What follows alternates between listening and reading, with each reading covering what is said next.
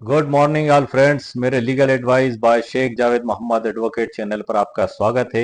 आज के हमारे वीडियो का टाइटल है असल मालिक की जमीन से कब्जा नहीं छोड़ने पर 30 दिन का कारावास। आदेश 21 नियम 98 और 101 सीपीसी 1908। यही हमारे वीडियो का टाइटल है। जी हाँ सर, आपने बिल्कुल सही सुना। यदि असल मालिक की जमीन पर आपने अवैध विधि विरुद्ध तरीके से कब्जा जमा रखा है तो आदेश 21 नियम 98 में प्रावधान दिए गए हैं कि आपको 30 दिन का कारावास भी हो सकता है। ये किस प्रकार से हो सकता है, इसी पे हम आज के टॉपिक वीडियो में आज के टॉपिक पर हम चर्चा करेंगे। इसकी ई बुक भी मेरे द्वारा लिखी गई है, जिसकी लिंक इसी वीडियो के नीचे डिस्क्रिप्शन बॉक्स में मेरे द्वारा दे दी गई है। सबसे पहले मैं सर बुक में से आपको आदेश 21 नियम 98 पढ़ के मैं बताता हूँ, जिसमें प्रावधान दिए गए हैं। क्योंकि यदि आप कानूनों को अनदेखा करेंगे और कानून में दिए गए प्रावधानों का आप पालन नहीं करेंगे तो संभव है कि आपको भी 30 दिन का सिविल कारावास भुगतना पड़ जाए। इसलिए आप ध्यान से सुन लीजिए, कान खोलकर समझ लीजिए। बड़ा ही महत्वपूर्ण प्रावधान है आदेश नियम 98। ऐसे आदेश नियम 98 के साथ ही 101, आज हमारा वीडियो का मुख्य टॉपिक यही है। आदेश 21 नियम 98 और आदेश 21 नियम 101। पहला हम इसी पे चर्चा करेंगे, उसके बाद आदेश 21 नियम 97, 98 और 100, इस पे भी हम चर्चा करेंगे, क्योंकि ये कहीं ना कहीं एक दूसरे से जुड़े हुए टॉपिक हैं। आदेश 21 नियम 97 में आवेदन पेश किया जाता है। आदेश 21 नियम 99 में भी आवेदन पेश किया जाता है। तो वो प्रावधान हम आगे समझेंगे, लेकिन जो मुख्य वीडियो का टॉपिक है, तो सबसे पहले सर मैं बुक में से आपको परिभाषा पढ़कर बता देता हूं, जिसमें कानूनी प्रावधान दिया गया है कि नियम 101 में निर्दिष्ट प्रश्नों के अवधारण पर न्यायालय ऐसे अवधारण के अनुसार और उपनियम देव के उपबंधों के अधीन रहते हुए, मतलब 101 में निर्दिष्ट प्रश्न आदेश 21 नियम 101 में बताया गया है कि यदि आदेश 21 नियम 97 का आवेदन और आदेश 21 नियम 99 का आवेदन जो एग्जीक्यूशन के दौरान पेश किया जाता है, डिक्री के निष्पादन के दौरान, और उसमें यदि संपत्ति को लेकर उसके हक के संबंध में, उसके स्वामित्व के संबंध में कोई विवाद पैदा होता है, जो कि जिसके अंतर्गत संपत्ति में अधिकार, हक या हित से संबंधित कोई भी प्रश्न है, तो उसको उसी डिक्री के एग्जीक्यूशन में निपटाया जाएगा, उसका निर्णय किया जाएगा। उसके लिए पृथक वाद नहीं लाया जाएगा। आदेश 21 नियम 103 में यह स्पष्ट बताया गया है कि यदि इसमें कोई आदेश पारित किया जाता है तो उसे डिक्री माना जाएगा। तो ये जब हक से संबंधित या स्वत्व से संबंधित कोई प्रश्न उठा लिया गया है आदेश 21 नियम 97 और आदेश 21 नियम 99 में, हम आदेश 21 नियम 99 की सर खास तौर से बात कर रहे हैं, और 101 में जो बताया गया है कि हक से संबंधित प्रश्न, तो यदि वो प्रश्न उठा लिया गया है तो 98 में क्या होगा कि न्यायालय यदि ये पाता है कि आपके हक में फैसला न्यायालय के द्वारा दिया गया, आपके द्वारा आवेदन देने पर आपको ही मालिक माना गया और आप ही को स्वामी माना गया, या आपको कब्जा देने का आदेश किया गया, जो भी उपचार के संबंध में पेश किया गया है, खासतौर से हम हक और संपत्ति के हक के संबंध में बात कर रहे हैं, क्योंकि जो 101 में है वो अवधारित किए जाने वाले प्रश्न के बारे में है। तो ऐसी दशा में यदि न्यायालय पाता है तो वो आवेदन को मंजूर करते हुए या निर्देश देते हुए कि आवेदक को संपत्ति का कब्जा दे दिया जाए, या आवेदन को खारिज करते हुए आदेश करेगा। नंबर 1 कंडीशन हो गई। दूसरी कंडीशन ये भी हो सकती है सर कि ऐसा अन्य आदेश पारित करेगा जो वो मामले की परिस्थिति में ठीक समझे। नंबर तीसरी हो गई, इसकी उपधारा 2 में है कि वह ऐसे अवधारण पर, अब यहीं से सर हमारा 30 दिन का कारावास वाला जो मैंने आपको बताया, 30 दिन का सिविल कारावास भुगत सकता है वो व्यक्ति जो असल मालिक की जमीन पर अवैध कब्जाधारी है। न्यायालय का आदेश करने के बाद भी यदि वो कब्जा नहीं हटाता है तो वो 98 की उपधारा 2 में दिया गया है। आदेश 21 नियम 98 की उपधारा 2 में मैं आपको वर्ड टू वर्ड पढ़कर बता रहा हूं, आप ध्यान से सुनिएगा, उसके बाद में उसका एक्सप्लेन आपको करूंगा सर। जहां ऐसे अवधारण पर न्यायालय को यह समाधान हो जाता है कि निर्णित ऋणी मतलब जो केस हार चुका है, विपक्षी पार्टी जो प्रतिवादी होती है, डिक्रीधारी मतलब जो केस जीत चुका है, जिसके पक्ष में अदालत ने फैसला दिया है, निर्णित ऋणी उसके उकसाने पर किसी अन्य व्यक्ति द्वारा, मतलब निर्णित ऋणी ने या तो स्वयं रोक बाधा उत्पन्न की है, या वो किसी गुंडों की टोली में मिल गया है जाके, या कोई किन्हीं लोगों को जो अवैध कार्य करते हैं रुपये लेके और जमीनों पे कब्जा करने का या इसी प्रकार का कोई कार्य करते हैं, या उसके कोई मित्रों को लगा दिया उसने, 8-10 मित्रों को, कि भाई तुम मेरा सपोर्ट करो और मैं पीछे हट जाता हूँ और तुम आगे जाके इस पे कब्जा कर लो, तो ये भी रहेगा कि मैं तो, न्यायालय ने तो मेरे खिलाफ आदेश पारित किया है, निर्णित ऋणी में हूँ, तुम लोग कब्जा कर लोगे तो तुम दोषी भी नहीं माने जाओगे। तो वो उकसाता है लोगों को, उसके मित्रों को, उसके परिचितों को, या कुछ क्रिमिनल लोगों से वो संपर्क करता है और उनको कुछ पैसे दे देता है कि तुम लोग जाके अवरोध कर दो, ताला लगा दो, खेत में मत आने दो, मकान में मत आने दो। इस प्रकार की कोई हरकत अगर वो व्यक्ति करता है तो उसमें क्या होगा, मैं आगे बता रहा हूं सर आपको, कि निर्णित ऋणी उसके उकसाने पर किसी अन्य व्यक्ति द्वारा या उसकी ओर से किसी अंतरित द्वारा उस दशा में जिसमें ऐसा अंतरण, वाद या निष्पादन की कार्रवाई के लंबित रहने के दौरान किया गया था। दूसरी स्थिति क्या हो गई सर इसमें, कि उसकी ओर से किसी अंतरित द्वारा, मतलब उसने ट्रांसफर कर दी प्रॉपर्टी, जिसमें ऐसा अंतरण, वाद या निष्पादन की कार्रवाई के लंबित रहने के दौरान किया गया था। मतलब अदालत में दावा तो विचाराधीन है ही, और उसी दरमियान संपत्ति को ट्रांसफर कर दिया गया, ये दूसरी स्थिति आ गई। और दौरान जो है कि लंबित के दौरान ट्रांसफर किया गया था, प्रतिरोध किया गया था या बाधा डाली गई थी, वहां ऐसा निर्देश देगा कि आवेदक को संपत्ति पर कब्जा दिलाया जाए, और वहां इस पर भी कब्जा अभिप्राप्त करने में आवेदक का, वहां वह निर्देश देगा कि आवेदक को संपत्ति पर कब्जा दिलाया जाए, और जहां इस पर भी कब्जा अभिप्राप्त करने में आवेदक का प्रतिरोध किया जाता है या उसे बाधा डाली जाती है, वह न्यायालय निर्णित ऋणी को या उसके उकसाने पर या उसकी ओर से कार्य करने वाले व्यक्ति को ऐसी अवधि के लिए जो 30 दिन की हो सकेगी, सिविल कारागार में निरुद्ध किए जाने का आदेश भी आवेदक की प्रेरणा पर दे सकेगा। मतलब निर्णित ऋणी या वो उकसा के लोगों को भेजता है और उसके उकसाने पर, तो दोनों को ही ऐसी दशा में इसमें 30 दिन का सिविल कारावास भुगतना पड़ सकता है। तो आप इसमें सचेत रहें, होशियार रहें, और आप ईमानदारी से कार्य करें। यदि आप वास्तव में मालिक नहीं है तो हर व्यक्ति जानता है, और अगर आप वास्तव में हैं तो आप बिल्कुल आप प्रूफ करें, आपको पूरा मौका दिया जाएगा। पूरा मौका दिए जाने के लिए आपके सामने आदेश 21 नियम 97 भी है, आदेश 21 नियम 99 भी है। यदि आप निर्णित ऋणी से भिन्न कोई व्यक्ति हैं और आपको न्यायालय के आदेश के पालन में, डिक्री के निष्पादन में, जो है कि डिक्रीधारी के द्वारा या उसने जिसको संपत्ति अंतरित की है डिक्री के निष्पादन में, उस क्रेता के द्वारा आपको बेकब्जा कर दिया गया है, तो आप आदेश 21 नियम 99 के तहत आप आवेदन लेकर आ सकते हैं। इसमें एक बड़ी महत्वपूर्ण प्रावधान, एक जो सर्वोच्च न्यायालय का फैसला है सर, मैं आपको बता दूं, यह 22 जनवरी 1997 का है, ब्रह्मदेव चौधरी विरुद्ध ऋषिकेश प्रसाद जायसवाल एवं अन्य।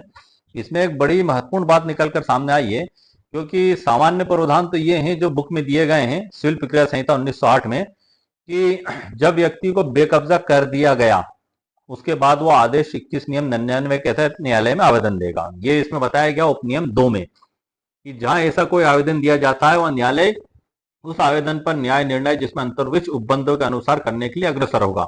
ऐसे बेकब्जा किए जाने का परिवाद करते हुए न्यायालय में आवेदन कर सकेगा। ये 99 में बताया गया है, तो ये कब कर सकेगा, बेकब्जा करने के बाद। लेकिन ये जो मैंने भारत के सर्वोच्च न्यायालय के आपको अभी साइटेशन बताई है, इसमें वो इंतजार नहीं करेगा। भारत के सर्वोच्च न्यायालय ने यही मुख्य बिंदु इसमें बताए हैं कि वो आदेश 21 नियम 97 के तहत उसको बेकब्जा किए जाने के पहला भी न्यायालय में आवेदन दे सकता है। वो थर्ड पार्टी है, वो अजनबी व्यक्ति है, लेकिन वो इस प्रावधान के तहत आवेदन दे सकता है, और न्यायालय के द्वारा इस पर गुण दोषों के आधार पर निराकरण किया जाएगा और उस पर विधि अनुसार आदेश दिया जाएगा, जो कि डिक्री माना जाएगा। 103 आदेश 21 नियम 103 के तहत ये डिक्री माना जाएगा, आदेशों को डिक्री माना जाना। आदेश 21 नियम 97 क्या है सर, शॉर्ट में मैं आपको बता देता हूं। जहां स्थावर संपत्ति के कब्जे की जो डिक्री होती है, उसके डिक्री का धारक या डिक्री के निष्पादन में विक्रय की गई किसी संपत्ति का क्रेता, मतलब डिक्री का धारक। आदेश 21 नियम 97 को भी सर हमें समझना जरूरी है, क्योंकि जब स्थावर संपत्ति के में जो कब्जे की जो डिक्री पारित की जाती है, तो उस पर डिक्री का धारक या जो है कि डिक्री के पालन में उसको बेचा गया है, जिसको कहते हैं कि निष्पादन में, डिक्री के निष्पादन में विक्रय की गई ऐसी किसी संपत्ति के क्रेता का संपत्ति पर कब्जा अभिप्राप्त करने में किसी व्यक्ति द्वारा प्रतिरोध किया जाता है, रुकावट डाली जाती है, बाधा डाली जाती है, तो वहां ऐसे प्रतिरोध या बाधा का परिवाद करते हुए आवेदन न्यायालय में कर सकेगा। इसमें जो बुक में है सिविल प्रक्रिया संहिता 1908 की जो बुक में है, उसमें सिर्फ 2 कंडीशंस बताई गई हैं सर। कौन कौन सी, मैं तीसरी आपको जो बता रहा हूं वो सर्वोच्च न्यायालय के फैसले के आधार पर बता रहा हूं कि मतलब अगर हम बुक के हिसाब से चलेंगे तो 21 आदेश 21 नियम 97 में तो सिर्फ वही व्यक्ति आवेदन दे सकता है जो डिक्री का धारक है या डिक्री के निष्पादन में विक्रय की गई किसी संपत्ति का क्रेता है। ये दोनों व्यक्ति हैं और इनको यदि कोई बाधा रुकावट की गई है तो ये लोग आवेदन दे सकते हैं। लेकिन जो सर्वोच्च न्यायालय का फैसला है जो मैंने आपको अभी बताया था 22 जनवरी 1997 का, उसमें इसी मुख्य बिंदु को डिसाइड किया गया था कि उसे इंतजार नहीं करना है कि उसको पहला बेकब्जा कर दिया जाएगा और फिर जब बेकब्जा कर दिया जाएगा तो आदेश 21 नियम 99 के तहत आवेदन लेकर आएगा। तो आदेश 21 नियम 99 को भी हम समझ लेते हैं, जिसमें क्या बताया गया है कि डिक्री का क्रेता, डिक्रीदार या क्रेता द्वारा बेकब्जा किया जाना। ये इसमें बताया है कि जहां निर्णीत ऋणी से भिन्न कोई व्यक्ति स्थावर संपत्ति पर कब्जे की डिक्री के धारक द्वारा जहां ऐसी संपत्ति का डिक्री के निष्पादन में विक्रय किया गया है वहां उसके क्रेता द्वारा ऐसी संपत्ति पर से बेकब्जा कर दिया गया हो, वहां ऐसा बेकब्जा किए जाने का परिवाद करते हुए न्यायालय से आवेदन कर सकेगा। इसमें क्या बताया गया सर कि निर्णीत ऋणी से भिन्न कोई व्यक्ति, मतलब एक केस में वादी भी होते हैं प्रतिवादी भी होते हैं। जो केस जीता और डिक्रीधारी है, जो केस हार गया वो निर्णीत ऋणी। अब निर्णीत ऋणी भी नहीं है वो, उसमें मतलब प्रतिवादी भी नहीं बना दावे में, और एक थर्ड पार्टी है निर्णीत ऋण से भिन्न कोई व्यक्ति स्थावर संपत्ति पर कब्जे की डिक्री के धारक द्वारा। नंबर 1 हो गया कब्जे की डिक्री का धारक, मतलब न्यायालय ने उसको अधिकार दिया है कि जाओ आप केस जीत चुके हो और जमीन पर आप कब्जा लो विधि अनुसार। और कब्जा लेने के लिए वो प्रोसीजर क्या अपनाई जाती है, आदेश 21 के नियम 11 की उपनियम 2 के तहत लिखित आवेदन न्यायालय में पेश किया जाता है निर्णय और डिक्री के साथ कि माननीय न्यायालय हम केस जीत चुके हैं, डिक्री आदेश हमारे समर्थन में, इसका एग्जीक्यूशन किया जाए और हमें विधि अनुसार कब्जा दिलाया जाए। तो न्यायालय खुद उसको आदेश देता है। तो ऐसा विधि अनुसार आदेश प्राप्त व्यक्ति जब किसी भूमि पर कब्जा लेने जाता है, नंबर 1 हो गया, और दूसरा हो गया ऐसी संपत्ति पर डिक्री के निष्पादन में विक्रय किया गया है, मतलब जो है कि डिक्री के निष्पादन में संपत्ति का डिक्री के निष्पादन में विक्रय कर दिया, तो जो क्रेता व्यक्ति है वो गया कब्जा लेने, ये भी विधि अनुसार गया है। अब ऐसी संपत्ति पर गए और किसी को विधि अनुसार बेकब्जा कर दिया। अब जब उसको बेकब्जा कर दिया तो वो क्या करेगा सर, वो आदेश 21 नियम 99 के तहत आवेदन न्यायालय में देगा। उसके पास जो भी रिकॉर्ड है, जो भी प्रूफ है, जिस भी आधार पर उसने संपत्ति प्राप्त की है, वसीयत में, उत्तराधिकार में, हक त्याग पत्र में, सेल डीड के जरिए, दान पत्र के जरिए, या जो भी कंडीशन में हो, उसको गिफ्ट डीड दी गई है या जो भी आधार हो उसका वो न्यायालय में पेश करेगा। पट्टा है उसके पास या जो भी कारण हो कि सर ये इस आधार पे मैं मालिक हूं इस जगह का, वो न्यायालय में इसके तहत पेश करेगा और न्यायालय इसी में इसको एग्जीक्यूशन में उसका निराकरण करेगा गुण दोषों के आधार पर। जो भी आदेश न्यायालय ने पारित किया है उसको आप मामूली ना समझे सर, उसको डिक्री ही माना जाएगा। ये आदेश 103 में स्पष्ट लिखा हुआ है, आदेश 21 नियम 103 में। मैं आपको बता दूं वर्ड टू वर्ड पढ़ के कि आदेशों को डिक्री माना जाएगा जहां किसी आवेदन पर न्याय निर्णय नियम 98 या नियम 100 के अधीन किया गया है, वहां उस पर किए गए आदेश का वही बल होगा और वह अपील या अन्य बातों के बारे में वैसी ही शर्तों के अधीन होगा मानो वह डिक्री हो। तो ये सबसे महत्वपूर्ण बात सर हमारे सामने निकल कर स्पष्ट हो चुकी है। और मैंने आपको आदेश 21 नियम 97 के बारे में बताया है सर। 100 में जो बताया है कि बेकब्जा किए जाने का परिवाद करने वाले आवेदन पर पारित किए जाने वाला आदेश, मतलब आदेश 21 नियम 99 के तहत जो आवेदन दिया जाएगा, जो एक निर्णीत ऋणी से भिन्न कोई व्यक्ति है उसके द्वारा कि मुझे बेकब्जा कर दिया गया है, न्यायालय के आदेश के पालन में आए और मुझे बेकब्जा कर दिया, तो उसका जो निर्णय किया जाएगा वो आदेश 21 नियम 100 के तहत किया जाएगा। इसी प्रकार से 101 में जो क्वेश्चंस हैं संपत्ति के हित, स्वामित्व, टाइटल से संबंधित, वो कोई क्वेश्चन होता है तो उसका आदेश 21 नियम 98 के तहत किया जाएगा, जिसमें 30 दिन का सिविल कारावास का भी प्रावधान है। हमारे वीडियो का भी टाइटल यही है कि यदि आपने असल मालिक की संपत्ति पर कब्जा नहीं छोड़ा तो आपको 30 दिन का सिविल कारावास भी भुगतना पड़ सकता है, लेकिन आवेदक की प्रेरणा पर। आवेदक को न्यायालय में आवेदन करना होगा, न्यायालय से निवेदन करना होगा, न्यायालय सभी चीजों को, सभी मामलों को देखकर गुण दोषों के आधार पर उसमें निर्णय देगा। एक मेरे मामले का भी सर आपको हवाला दे दूं, मैंने पिछले वीडियो में बताया था कि तकरीबन 15 साल से वो वसूली की इजरा चल रही है। 3,17,000 रुपए की तो मात्र वो वसूली है और वर्तमान में न्यायालय ने जो आदेश किया है, मिनिमम ब्याज का जो न्यायालय ने आदेश किया, उसको अगर जोड़ें तो तकरीबन 10 लाख रुपए हो चुके हैं उसके ऊपर।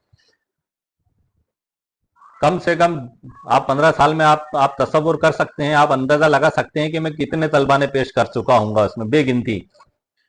उसका घर जंगल में बना हुआ है, वो जैसे ही कोई न्यायालय के नाजिर जी जाते हैं, वो घर के पीछे जंगल में कूद के भाग जाता है। जिस गांव में उसकी जमीन थी, उसने चालाकी के साथ उस गांव की जमीन को भी बेच दिया और दूसरे गांव में जमीन को खरीद लिया।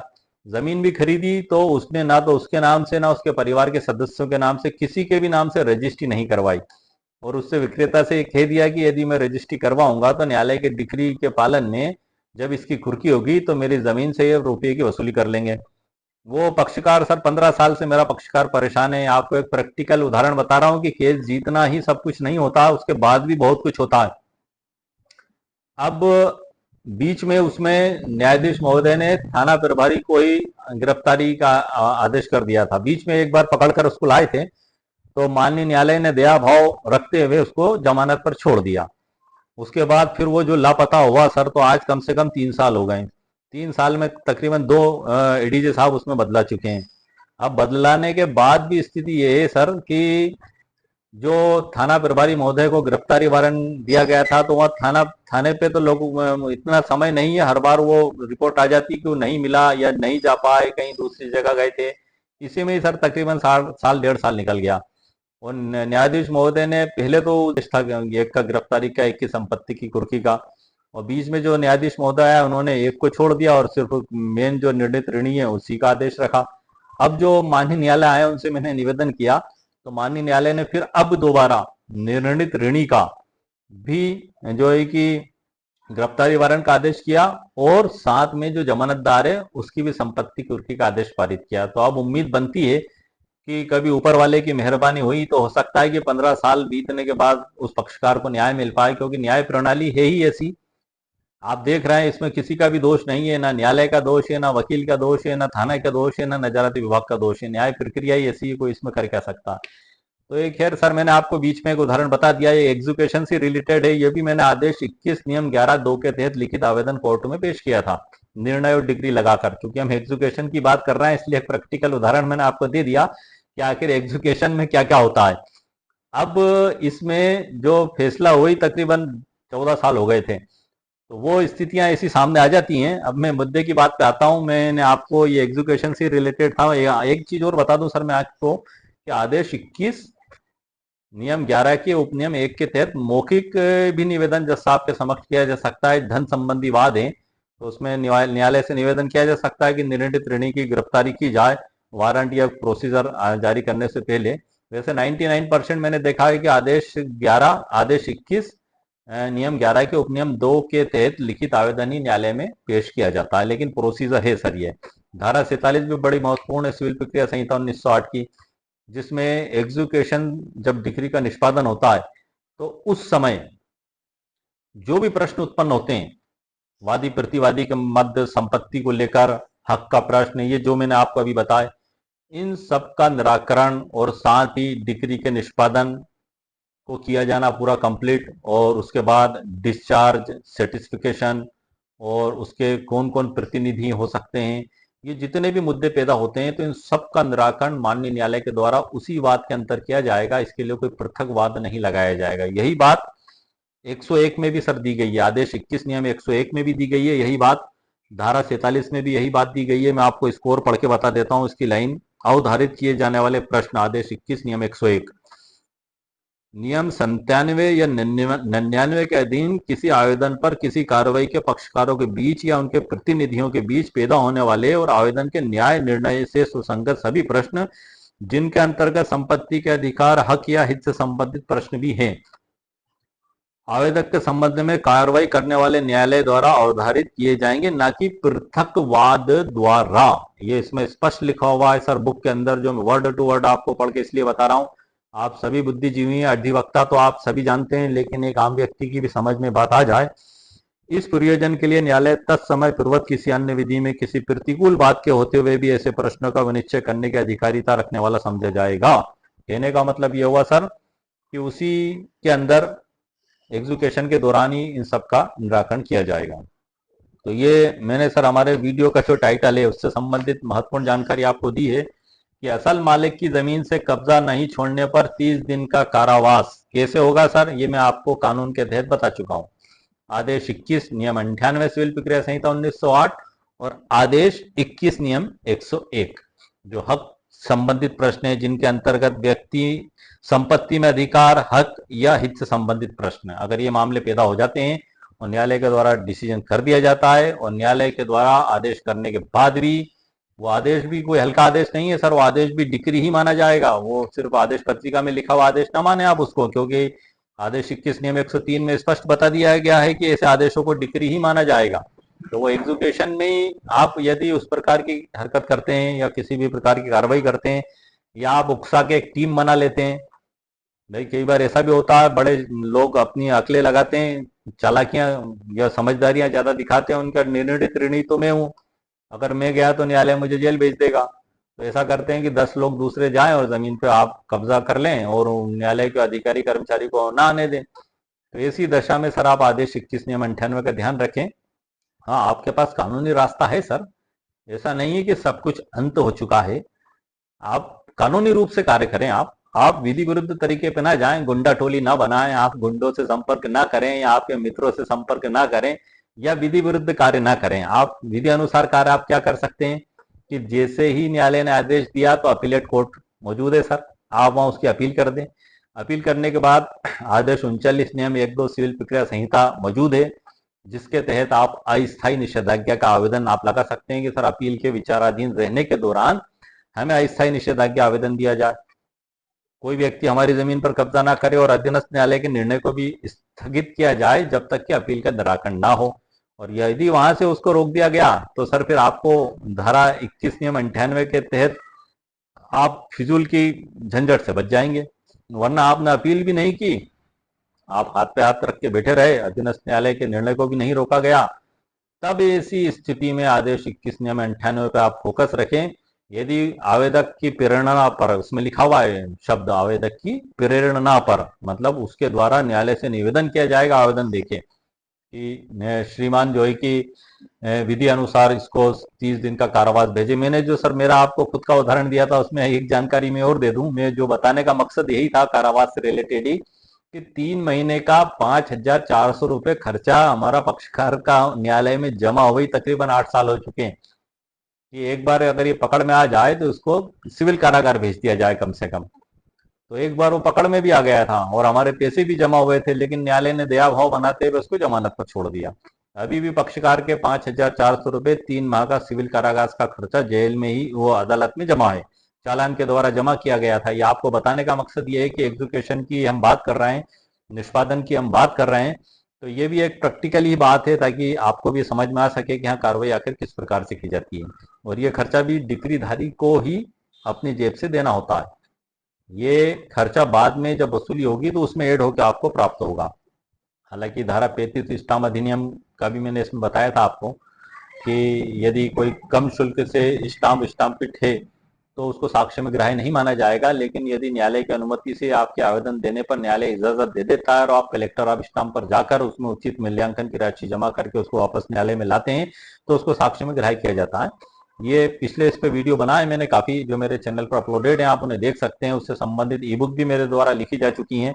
तो ये जो आपको सर मैंने अभी जानकारी दी है, अब मैं आपको ई बुक से भी परिचित करा देता हूँ। ये सभी बातें और इससे डिटेल जानकारियां मैंने ई बुक के अंदर लिखी हुई हैं सरल उदाहरणों के साथ। तो आइए सर लेट्स गो, हम ई बुक की ओर चलते हैं जहां मैं आपको भारत के सर्वोच्च न्यायालय के फैसले से भी परिचित कराऊंगा, जिसमें आपको एक अलग नया पहलू देखने को मिलेगा 2197 का, आदेश 21 नियम 97 का। उसमें स्पष्ट बताया गया है कि उसको आदेश 21 नियम 99 के तहत इंतजार नहीं करना है कि न्यायालय के कर्मचारी यदि आ गए हैं तो उसको बेदखल कर गए और चुपचाप हाथ पे हाथ रख के डरा हुआ बैठा रहे, सहमा हुआ बैठा रहे कि अब तो ये तो न्यायालय का आदेश है, अब न्यायालय का आदेश अगर हो गया है तो भला मैं इसमें कोई हस्तक्षेप कर दूंगा तो मैं तो बड़ा गुनहगार हो जाऊंगा। वो सोच में पड़ा है कि मैं क्या करूं। जाहिर सी बात है सर कि यदि न्यायालय के कर्मचारी आते हैं तो किसकी हिम्मत की भला उनको कहे कुछ। तो इसीलिए ये सर्वोच्च न्यायालय का फैसला आपके लिए बड़ा महत्वपूर्ण है कि यदि आ भी गए, टेंशन नहीं, नो टेंशन, आदेश 21 नियम 97 का तुरंत आवेदन आप वकील साहब से संपर्क करें, आपके डॉक्यूमेंट्स लेकर जाएं और न्यायालय में पेश कर दें। कार्रवाई आपकी, न्यायालय से निवेदन करें कि इनको रोका जाए। और जाहिर सी बात है जब आवेदन पेश करेंगे आप तो न्यायालय पहले आपके आवेदन का निराकरण करेगा, उसके बाद फिर दोबारा फिर वो कब्जे की प्रोसीजर की जाएगी। तो ये सब कानूनी प्रावधान है सर, ये बने ही इसलिए हैं ताकि यदि हमें इसकी जानकारी होगी तो हम इनका इस्तेमाल कर सकते हैं। बुक में लिखे हुए रखे हैं, लेकिन हमें बुक में से पढ़ने का समय नहीं होता है, और समय मिल भी पाता है कई बार तो भी हम उस जगह तक नहीं पहुंच पाते हैं जहां तक हमें पहुंचना चाहिए, क्योंकि कानून एक समंदर है सर। इसमें आप जितना डूबेंगे आपको उतने ही अनमोल मोती मिलते चले जाएंगे। और एक व्यक्ति कभी भी सर्वज्ञानी हो ही नहीं सकता, क्योंकि लॉ इतना बड़ा है कि व्यक्ति कहाँ तक पढ़ेगा सर। अगर एक व्यक्ति ने कोई एक चीज पढ़ ली तो उसको उसी का ज्ञान होगा, दूसरी चीज का ज्ञान कैसे होगा। फॉर एग्जाम्पल मैंने आपको अभी स्टडी करके और मेरे उपयोग में आई ये जानकारी मैं दे रहा हूँ, हो सकता है दूसरे एडवोकेट्स को इसकी जानकारी ना हो। इंटरनेशनल लॉ हुआ, और भी हजारों लॉ हैं, सभी लॉ की जानकारी नहीं होती है, लेकिन एक अधिवक्ता का कार्य ही है कि वो बुक को पढ़े, उसका अध्ययन करे, उसको समझे और अपने पक्षकार को रिलीफ प्रदान करे। हमें प्रक्रिया की जानकारी नहीं होना ये अफसोसजनक बात नहीं है। अफसोसजनक बात तब पैदा होती है कि हम उसको सीखने का प्रयास ही छोड़ दें। कोई भी माँ के पेट से सीख कर तो आता नहीं है सर, सब दुनिया में आकर ही सीखते हैं। तो उसका प्रयास हम लगातार जारी रखें। अब मैं आपको आगे ई बुक से परिचित कराता हूँ। आइए सर, लेट्स गो। दिन का कारावास, आदेश 21, नियम 98 और 101 सीपीसी 1908 के तहत। ये मैं आपको वीडियो के प्रारंभ में ही बुक के अंदर से सभी जानकारियां सर बता चुका हूँ। अब हम आगे बढ़ते हैं। बिक्री के अधीन संध्याय से संबंधित है आदेश 21। ये बड़ा, इसमें काफी उपनियम है सर, 140 उपनियम है कम से कम। ये हमने कुछ मात्र महत्वपूर्ण उपनियमों का अभी डिस्कस किए इस वीडियो में। इसमें एक लगायत 140 उपनियम है, जिसमें प्रमुख उपनियमों पर इस ई बुक में व्याख्या की गई है, जिनका कोर्ट प्रैक्टिस के दौरान अक्सर उपयोग किया जाता है। इसमें अध्याय 1 में सर प्रस्तावना है, अध्याय 21 में महत्वपूर्ण नियम है, 3 में धाराएं भी हैं। इसमें सर जो है कि 47 सीपीसी निष्पादन, जो मैंने आपको बताया, धारा 47 भी बड़ी महत्वपूर्ण है। धारा 52 सीपीसी जो निष्पादन अधिकारी है, 115 सीपीसी में पुनर्विचार है, 151 सीपीसी में न्यायालय का इनहेरिटेंस पावर है न्यायालय की सर। धाराओं में वो उनका दिया गया है कि न्यायालय क्या क्या कार्य कर सकता है। जैसे धारा 9 में कौन कौन से मामले सुने जा सकते हैं, और आदेश में वो एक प्रोसीजर है। हम न्यायालय में जब भी आवेदन पेश करते हैं तो 99% हम आदेशों का इस्तेमाल करते हैं। जैसे कि आदेश 13 नियम 10 किसी दूसरे न्यायालय से अगर रिकॉर्ड हमें बुलवाना है। आदेश 7 नियम 14 सिविल प्रक्रिया संहिता 1908, यदि हम अदालत में कोई दस्तावेज पेश करते हैं, सूची के अनुसार हम लेट हो जाते हैं दावे के साथ पेश करने में, या प्रति दावे या काउंटर क्लेम के साथ, तो हम आदेश 7 नियम 14 का इस्तेमाल करते हैं। आदेश 7 नियम 11 कि ये वाद विधि द्वारा वर्जित है, या इसमें स्टाम्प ड्यूटी नहीं है, या लिमिटेशन नहीं है, उसमें जो भी 6-7 ग्राउंड है, यदि हमको लगता है तो हम आदेश 7 नियम 11 के तहत आवेदन पेश करते हैं। इसी प्रकार से आदेश 11 नियम 21, आदेश 11 नियम 12 डिस्कवर ऑफ डॉक्यूमेंट्स, ऐसे बहुत से आदेश हैं सर, जिनका मकसद आदेश 16 नियम 1 की सूचना जारी की जाए। ऐसे बहुत से आदेश हैं, आपने देखा होगा। लेकिन धारा 151 का भी इस्तेमाल अक्सर किया जाता है। कई बार धारा 151 सिविल प्रक्रिया संहिता 1908 के तहत भी हम आवेदन देते हैं कोर्ट में, कई बार ऐसी स्थिति बन जाती है। लेकिन अक्सर इसको भी आदेश 39 नियम 1-2 सिविल प्रक्रिया संहिता 1908 के साथ लिखा जाता है। कई आवेदनों के साथ में इस धारा को लिखा जाता है, क्योंकि इसमें न्यायालय की इनहेरिटेंस पावर है, अंतर्निहित शक्ति। हम न्यायालय से निवेदन करते हैं जज साहब से कि न्याय के उद्देश्य को विफल होने से रोकने के लिए उचित न्यायालय आदेश पारित करे। तो ऐसे बहुत से प्रावधान हैं। और आवेदन दायर करने का अध्याय 4 में बताया गया है। सुप्रीम कोर्ट का जजमेंट है सर, जो मैंने आपको बताया था, भारत का सर्वोच्च न्यायालय 22 जनवरी 1997 को ब्रह्मदेव चौधरी बनाम ऋषिकेश प्रसाद जायसवाल एवं अन्य, वो भी इसमें लिखा हुआ है। व्यवहारिक उदाहरण है, निष्कर्ष एवं सलाह है। और हम अध्याय 8 में आवेदन पत्र एवं ड्राफ्ट भी है सर, आदेश नियम 97 की, इसी ई बुक के अंदर। और डिस्क्लेमर भी है सर। डिस्क्लेमर में आपको बता दूं कि ये जो ई बुक है सर एक पीडीएफ है, और इसको जो इलेक्ट्रॉनिक प्लेटफॉर्म पे जहाँ अपलोड की जाती है ई बुक नाम से जाना जाता है, इसलिए मैं भी ई बुक ही बोलता हूँ। ये विभिन्न कानूनों का एक जगह समावेश मेरे द्वारा किया गया है, इकट्ठा किया गया है। इसको मैं प्रॉब्लम सॉल्यूशन ई बुक भी बोलता हूँ, ताकि इससे आपकी प्रॉब्लम की सॉल्यूशन हो सके। एक कोशिश, एक प्रयास है, दावा नहीं है सर। इसको आप किसी भी कोर्ट में पेश नहीं कर सकते, सरकारी दफ्तर में पेश नहीं कर सकते। हाँ, इसके अंदर जो कानून लिखे हुए हैं उन कानूनों की बुक ले जाकर आप जज साहब को बता सकते हैं। जैसे कि इसमें मैंने जो जो कानून लिखे हुए हैं, अभी जो आपको कानून मैंने इसमें भी लिखे हुए हैं वो पीडीएफ है, तो आप ये बुक ले जाकर जज साहब को दिखाएं। इस बात का आप ध्यान रखें। और ये एक आपके स्वयं के एक, जिसको आप ले लें, शिक्षा या जागरूकता के उद्देश्य से बनाई गई है। एक अंधेरे से उजाले की ओर ले जाने का प्रयास है। क्योंकि जैसा कि मैंने आपको अभी बताया था कि यदि न्यायालय के आदेश के पालन में ही आपको बेकब्जा करने के लिए न्यायालय के अधिकारी आ गए, आप निर्णित भी नहीं है, आपको तो पता भी नहीं है कि कौन सा दावा, कौन सा मुकदमा, कौन सी अदालत में कब चल रहा था, और अचानक आ गए अब आप डर गए, सहम गए कि भाई भला अदालत के कर्मचारियों को मैं कैसे वो रोक सकता हूँ, पुलिस बल भी साथ में है, आप क्या कर सकते हैं। तो इसी स्थिति में सर ये जो सर्वोच्च न्यायालय का फैसला है ये बड़ा ही महत्वपूर्ण चीज दिखाता है। आइए सर हम आगे चर्चा करते हैं, उसमें डिस्क्लेमर भी सर मैंने आपको बता दिए, और इसके बाद फिर प्रस्तावना है सर, और प्रस्तावना के बाद फिर हम आते हैं असल मालिक की जमीन से कब्जा नहीं छोड़ने पर 30 दिन का कारावास आदेश 21 नियम 98। इसकी मैं व्याख्या सर आपको समझा चुका हूं, वही बात इसमें भी लिखी हुई है ई बुक के अंदर।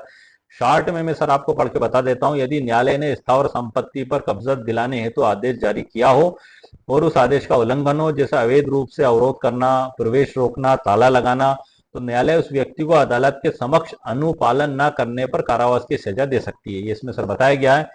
वह न्यायालय निर्णित ऋणी को या उसके उकसाने पर या उसकी ओर से कार्य करने वाले व्यक्ति को ऐसी अवधि के लिए जो 30 दिन की हो सकेगी सिविल कारागार में निरुद्ध किए जाने का आदेश भी आवेदक की प्रेरणा पर दे सकता है। ये इसमें बताया गया है।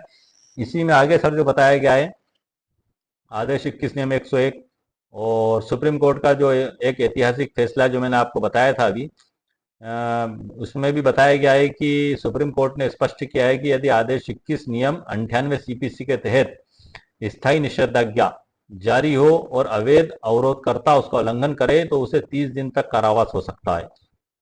एक सरल उदाहरण भी ये सब देख लेते हैं, सरल सरल उदाहरण को हम, कि राम ने वैध रूप से 1 एकड़ जमीन खरीदी और पंजीकृत विक्रय प्राप्त किया। कोर्ट ने आदेश दिया कि राम को जमीन का कब्जा दिया जाए, लेकिन श्याम ने अवैध रूप से जमीन पर ताला लगा दिया और राम का प्रवेश रोक दिया। समस्या, राम के पास वैध दस्तावेज, रजिस्टर, सेल डीड और पोजीशन सर्टिफिकेट था।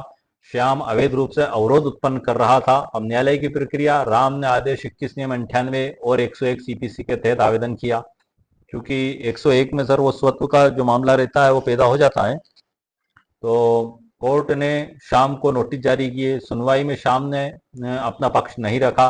न्यायालय ने आदेश पारित किया कि अवरोध तुरंत हटाया जाए।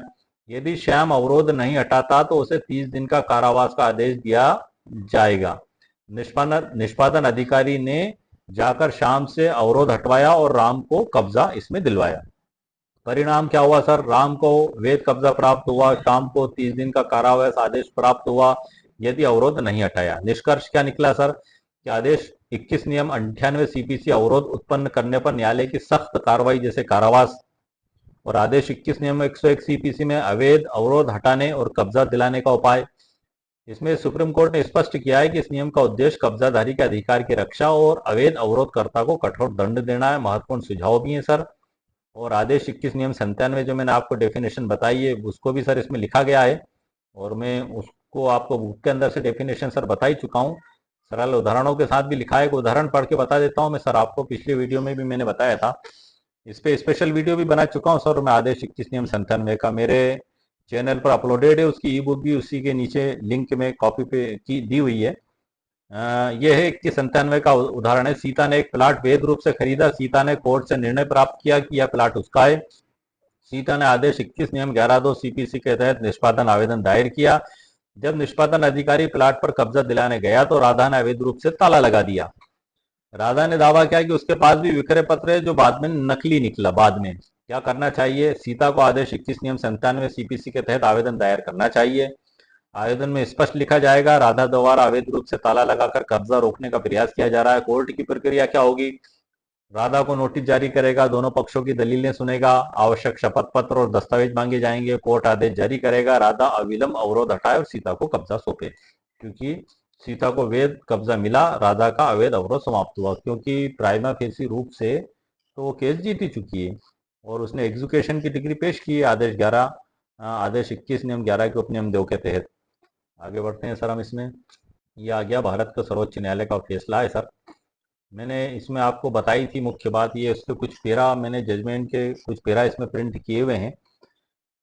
इसमें जो बात निकल कर सामने आई सर हम उसको देख लेते हैं कि इस अपील में विशेष अनुमति द्वारा अपीलकर्ता ने हमारे विचारार्थ एक संक्षिप्त प्रश्न प्रस्तुत किया। प्रश्न क्या था सर कि क्या अपीलकर्ता जो अजनबी होने का दावा करता है अपने अधिकार में डिक्रीटल परिसर पर कब्जा कर रहा है और जिसने ऐसी संपत्ति के संबंध में निर्णय ऋणी के खिलाफ डिक्री धारक द्वारा प्राप्त डिक्री के निष्पादन के लिए प्रतिरोध की पेशकश की है, वह निष्पादन न्यायालय से अनुरोध कर सकता है कि वह उसके प्रतिरोध और बाधा पर निर्णय दे।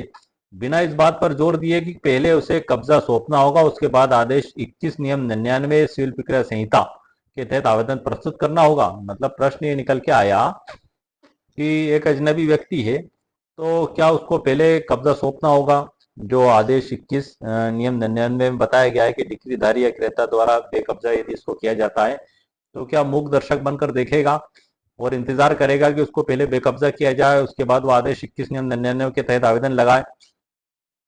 क्या वो आदेश 21 नियम 97 के तहत भी आवेदन लगा सकता है?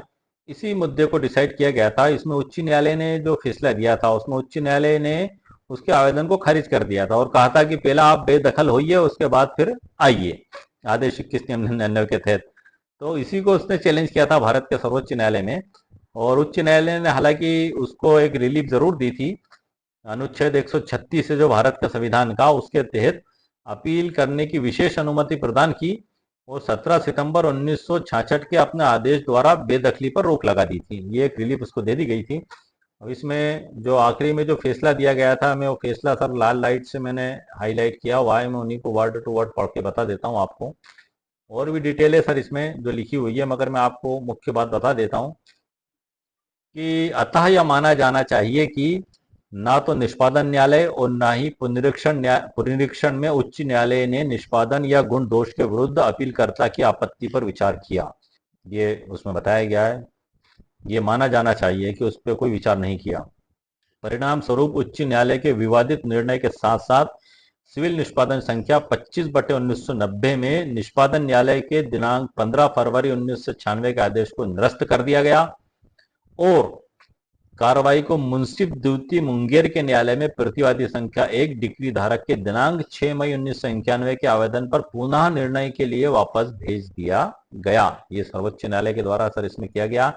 इसे आदेश 21 नियम 97 के तहत अपीलकर्ता की बाधा को दूर करने के लिए माना गया है और डिक्री धारक के साथ साथ अपीलकर्ता को सुनने के बाद अपीलकर्ता के दावे पर निर्णय करने और आदेश 21 नियम 97 के उपनियम 2 सीपीसी के साथ आदेश 21 नियम 98 सीपीसी के तहत उचित आदेश पारित करने के लिए, जैसा कि इस निर्णय के पहले भाग में संकेत दिया गया है।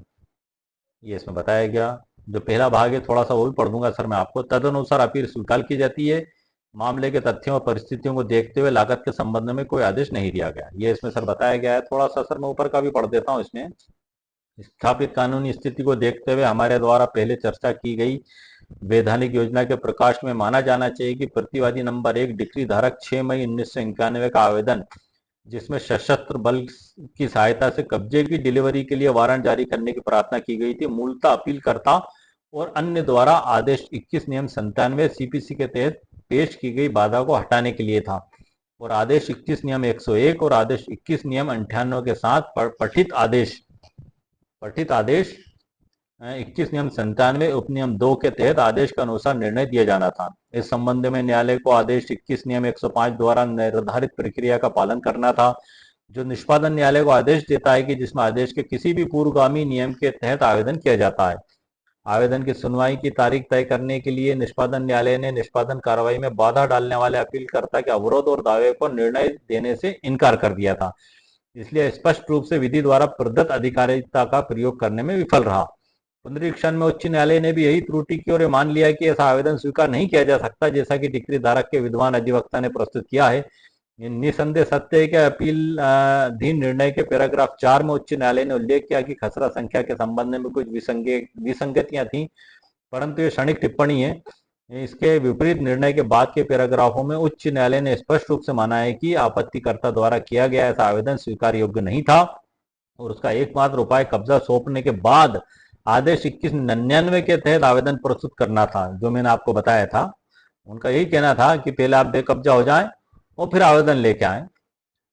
किसी अजनबी द्वारा कब्जा दिए जाने पर आपत्ति पर विचार करना डिक्री से पूर्व किसी भी चरण में अपरिपक्व था। और बाद में सर मैंने आपको पढ़ के बता दिया कि सर्वोच्च न्यायालय ने दोनों न्यायालयों के फैसले को निरस्त कर दिया, अधीनस्थ न्यायालय के, और एक नई राय जाहिर की और एक नया फैसला दिया। इसी को मैंने जो है कि सर ये तो मैंने बुक के अंदर से जो लिखा हुआ था सर वो आपको पढ़ के बताया था, इसकी सरल व्याख्या भी की है। शॉर्ट में मैं बता देता हूं सर इसमें कि अपीलकर्ता ब्रह्मदेव चौधरी ने दावा किया कि वह डिक्री से अप्रभावित अजनबी है और वह संपत्ति में अपने अधिकार का विरोध कर रहा है।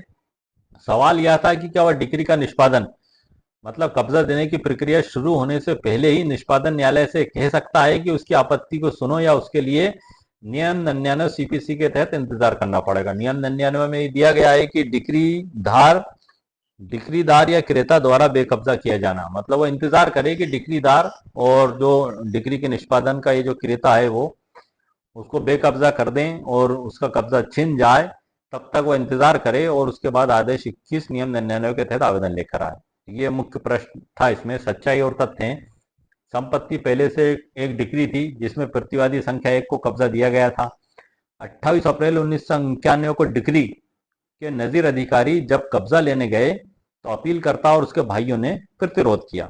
अब जाहिर सी बात है सर कि कोई भी व्यक्ति जिसको तो पता भी नहीं है कि कब मुकदमा चल रहा है, किन के बीच में चल रहा है और फैसला हो गया और सडनली वो पहुंच गए न्यायालय के आदेश के पालन में, तो वो तो एक ताकत लेके जा रहा है न्यायालय का आदेश। उन्होंने तो एग्जीक्यूशन डिक्री जो एक आदेश 21 नियम 11 के 2 के तहत आवेदन पेश किया, न्यायालय ने आदेश किया, पुलिस फोर्स के साथ या न्यायालय के कर्मचारियों के साथ जा रहे हैं, तो वो तो एकदम से हक्का बक्का रह जाएगा, परेशान हो जाएगा। तब ऐसी दशा में वो क्या करेगा? तो यही प्रश्न इसमें क्रिएट हुआ था।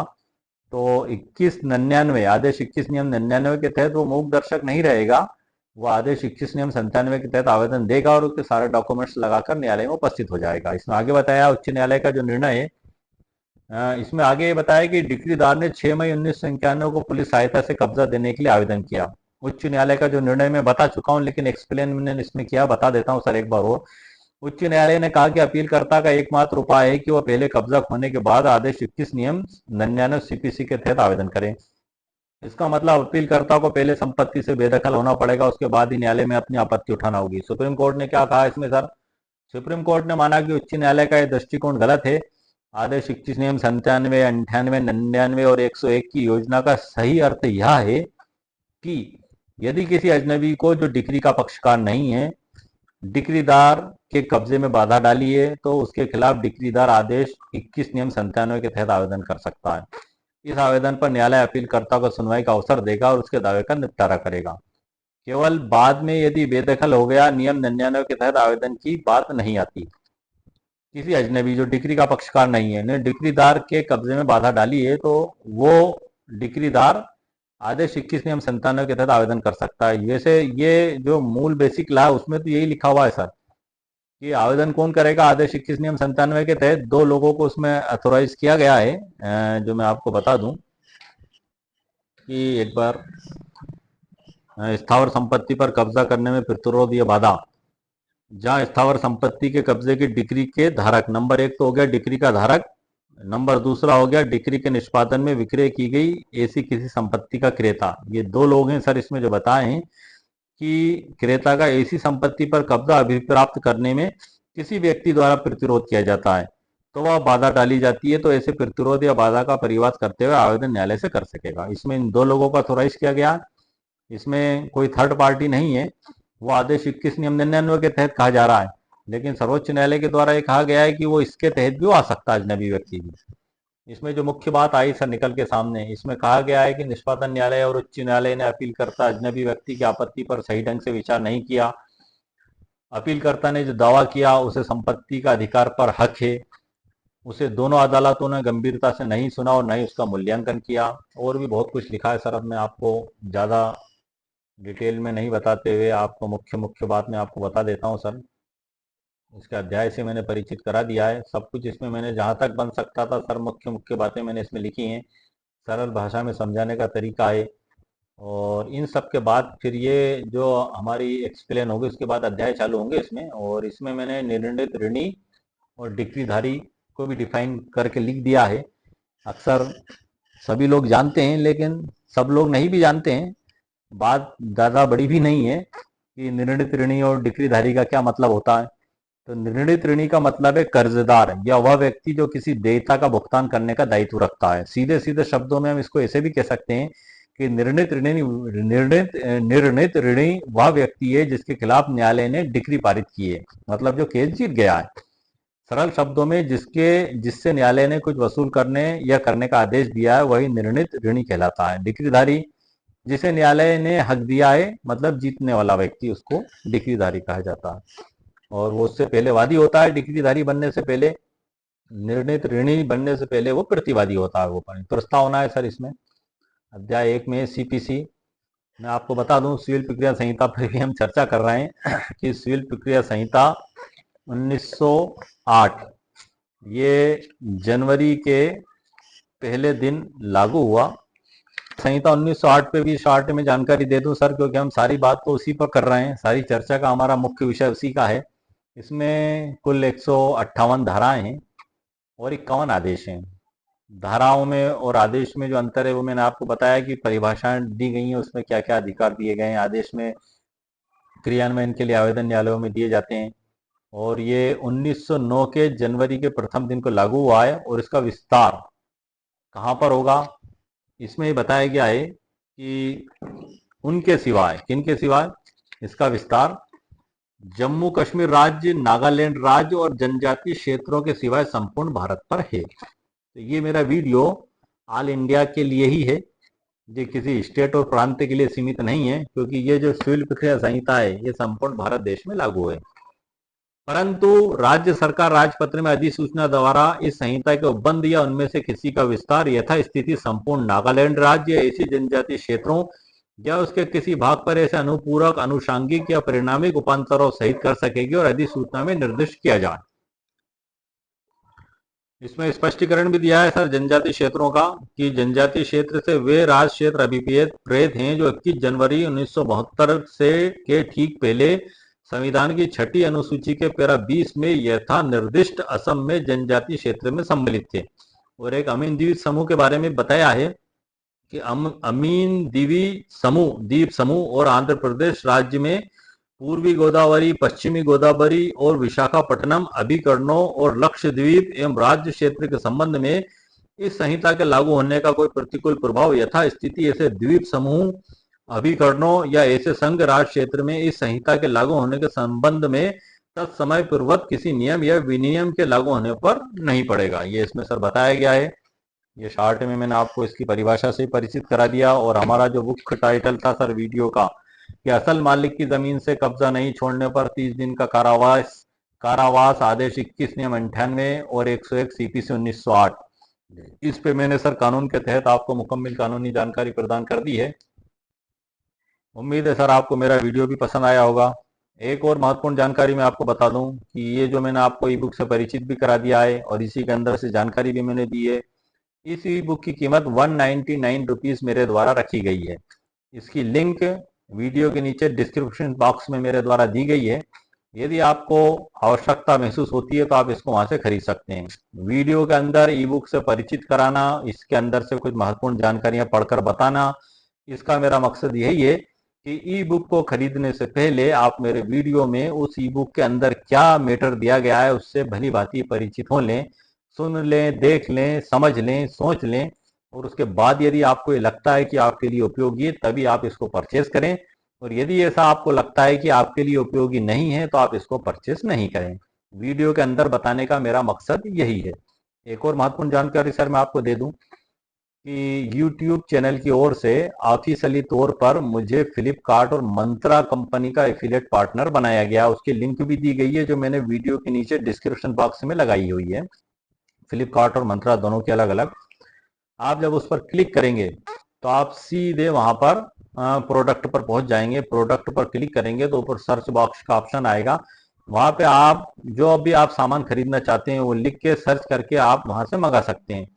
खरीदने की सारी प्रोसेस वही रहेगी, भुगतान की प्रोसेस वही रहेगी जो आप अभी तक करते चले आ रहे हैं। सिर्फ आपका प्लेटफॉर्म बदलाएगा, क्योंकि यूट्यूब की ओर से ऑफिशियली तौर पर मुझे एफिलिएट पार्टनर बनाया गया है। इसलिए यदि आप मेरे चैनल में जो लिंक दी गई है उससे आप खरीदी करेंगे तो इसका कहीं ना कहीं फायदा मेरे चैनल को मिलेगा।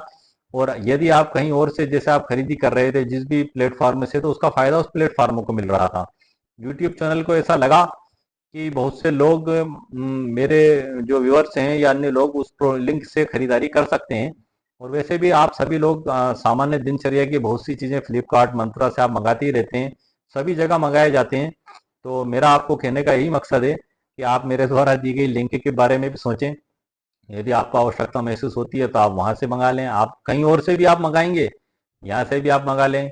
आपका कोई अतिरिक्त शुल्क नहीं लगेगा, ना आपका कोई 1 रुपये खर्च होगा। जो पहले आप मंगाते चले आ रहे थे सब कुछ प्रोसेस प्रक्रिया वही है, सिर्फ प्लेटफॉर्म बदलाएगा। तो उम्मीद है कि आप इस ओर भी ध्यान देंगे, और आपको यदि आवश्यकता महसूस होगी तो आप फ्लिपकार्ट और मंत्रा से, जो मेरे द्वारा नीचे लिंक दी गई है, उससे खरीदारी जरूर करेंगे और मेरे चैनल को सशक्त और मजबूत जरूर बनाएंगे। तो इस प्रकार से सर आज की वीडियो में मैंने मुकम्मल कानूनी जानकारी आपको प्रदान कर दी है। और ये आदर्श 21 नियम 97 पे भी मैंने वीडियो बनाया है, 98 पे भी मैंने यही वीडियो बनाया है, और काफ़ी कुछ मैंने मेरे चैनल पर वीडियो बना है। लगातार मैं ई बुक्स और वीडियो बनाता रहता हूँ और अपलोड करता रहता हूँ आपको जैसे ही मुझे समय मिलता है। तो उम्मीद है सर आपको मेरा वीडियो पसंद आया होगा। मेरे वीडियो को आप लाइक भी करें, शेयर भी करें और सब्सक्राइब भी करें। ओके, शुक्रिया, थैंक यू सर।